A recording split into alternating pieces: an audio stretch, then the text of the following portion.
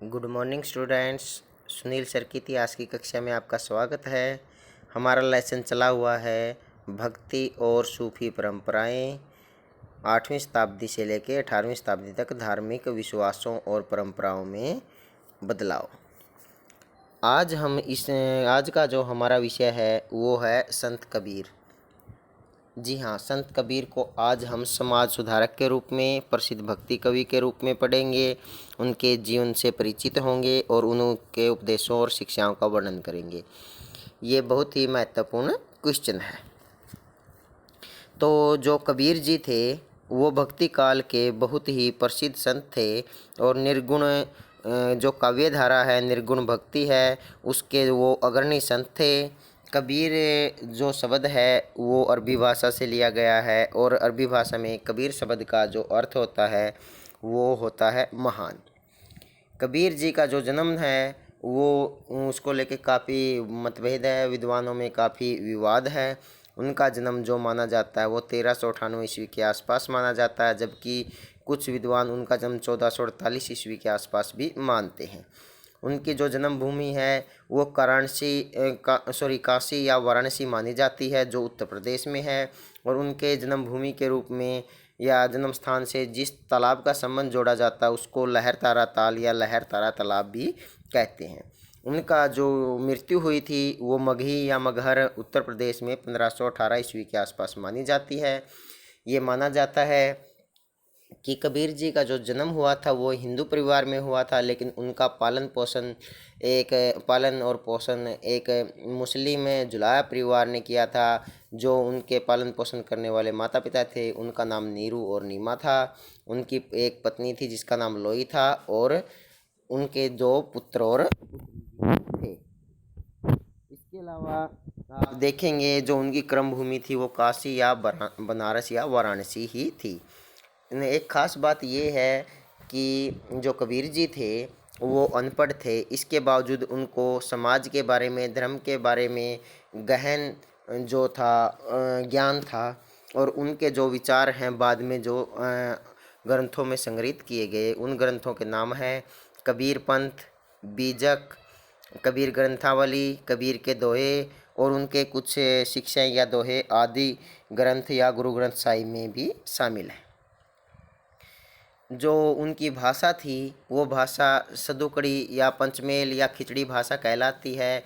वो जो हिंदी की लगभग बहुत सारी उपभाषाएं उसमें शामिल थी, इसलिए लेकिन आपके सिलेबस में अगर आए तो या सदुकड़ी ऑप्शन नहीं मिलेगा, वहाँ हिंदी ऑप्शन मिलेगा कि कबीर जी ने अपने प्रचार या उपदेश किस भाषा में दिए, तो आप हिंदी पर टिक करोगे, हिंदी वहाँ पर आपका उत्तर रहेगा।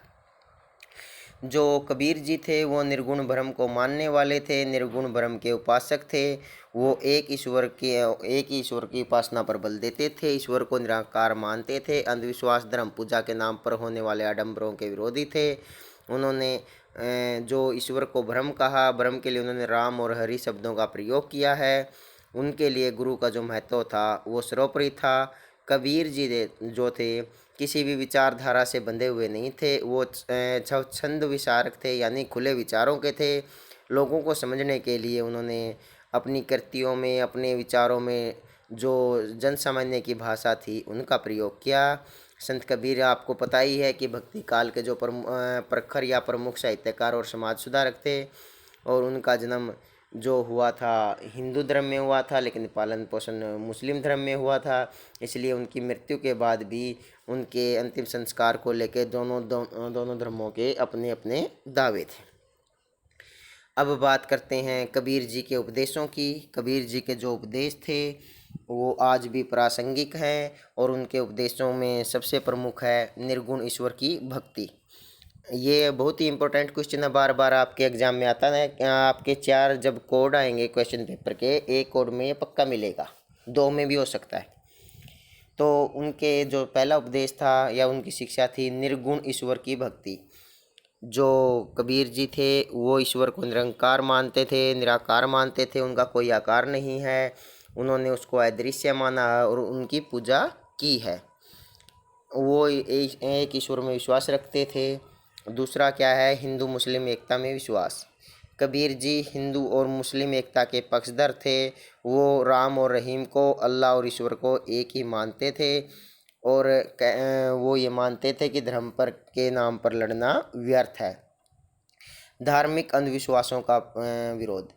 जो कबीर जी थे उन्होंने धर्म में फैली हुई आडंबर थे, जो हवन थे, यज्ञ थे, मूर्ति पूजा थी, नदियों में स्नान करना थी, या मुसलमानों द्वारा पीर पर जाना, चद्दर चढ़ाना या काबा इत्यादि की पूजा करना, उनका भी उन्होंने विरोध किया। सामाजिक कुरीतियों का भी उन्होंने विरोध किया। चौथा है सामाजिक कुरीतियों का विरोध। उन्होंने समाज में फैली हुई जो कुरीतियाँ थी, जैसे जाति प्रथा थी, बाल विवाह थी, बहुपत्नी प्रथा थी और इसके अलावा जो पर्दा प्रथा थी, उनका भी उन्होंने विरोध किया है। गुरु की महिमा का वर्णन। कबीर जी थे वो मानते थे कि गुरु के बिना ज्ञान संभव नहीं है। वो गुरु को भगवान से भी ऊपर दर्जा देते थे और इसलिए उनके दोहों में भी गुरु की जो महिमा है, गुरु का जो बखान है, वो वर्णन है, देखने को मिलता है। गुरु कबीर जी मानते थे कि अगर ज्ञान प्राप्ति करनी है तो उसके लिए गुरु होना चाहिए। इसलिए वो अपने गुरु रामानंद जी का बहुत ही मान सम्मान करते थे। सादा और पवित्र जीवन। जो कबीर जी है वो सादे और पवित्र जीवन में विश्वास रखते थे। वो मानते थे कि व्यक्ति को दिखावे से परे रहना चाहिए और जो पवित्रता होती है वो तन से नहीं मन से होती है। तन को नहाने से, रगड़ने से पवित्रता नहीं आती, मन में शुद्ध विचार धारण करने से ही पवित्रता आती है। अगला है मानवतावाद में विश्वास। कबीर जी मानवतावाद में, मानव में विश्वास रखते थे। वो मानव सेवा को ही ईश्वर सेवा मानते थे। वो कहते थे कि अगर सेवा करनी है तो मनुष्य की कीजिए, मानव की कीजिए, उसी का फल मिलेगा। कर्म पर जोर।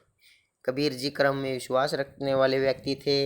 वो मानते थे कि कोई व्यक्ति जो है वो अपनी जाति से नहीं बल्कि कर्मों से उच्च बनता है और जो जैसे कर्म करेगा उसको वैसा फल जरूर मिलेगा। कि उनका एक दोहा भी है कि बोए पेड़ बबूल के तो आम कहाँ से होए। तो इसी प्रकार कि जैसे आदमी कर्म करेगा, अच्छे कर्म करेगा तो अच्छा फल मिलेगा, बुरे कर्म करेगा तो बुरा फल मिलेगा। जन भाषा में विचारों का प्रचार प्रसार। जो कबीर जी की भाषा है और जो भाषा शैली थी वो आम लोगों की भाषा शैली थी। उन्होंने जो आसपास के लोग थे, क्षेत्र थे, वहाँ से ही अपने शब्दों का चुनाव किया और उनकी भाषा पर जो है हिंदी की उपभाषाएं जैसे अवधी है, मगधी है, आपके ब्रजभाषा है और हिंदी की जो उपभाषाएं हैं राजस्थानी, उनका प्रभाव देखने को मिलता है। इसलिए उनकी भाषा को हिंदी या आपके सिलेबस के अकॉर्डिंग उनकी जो प्रचार प्रसार की भाषा वो हिंदी है। इसके अलावा उनकी भाषा को सदुकड़ी या खिचड़ी भाषा भी कहते हैं क्योंकि उन्होंने सभी शब्दों का समान रूप से प्रयोग किया है। आगे है धार्मिक सहनशीलता और भाईचारे पर बल। जो कबीर जी थे वो धार्मिक सहनशील थे। वो हिंदू मुस्लिम एकता के पक्षधर थे और भाईचारे पर विश्वास रखते थे। वो कहते थे धर्म और जाति के नाम पर लड़ना व्यर्थ है। आज के लिए इतना ही। ये हमारा बहुत ही इम्पोर्टेंट क्वेश्चन है। आपके पेपर में किसी न किसी चारों कोड में से एक या दो या तीन, चारों कोड तक भी किसी न किसी में देखने को मिल सकता है। इसलिए इस क्वेश्चन को अच्छे से तैयार कीजिए। धन्यवाद।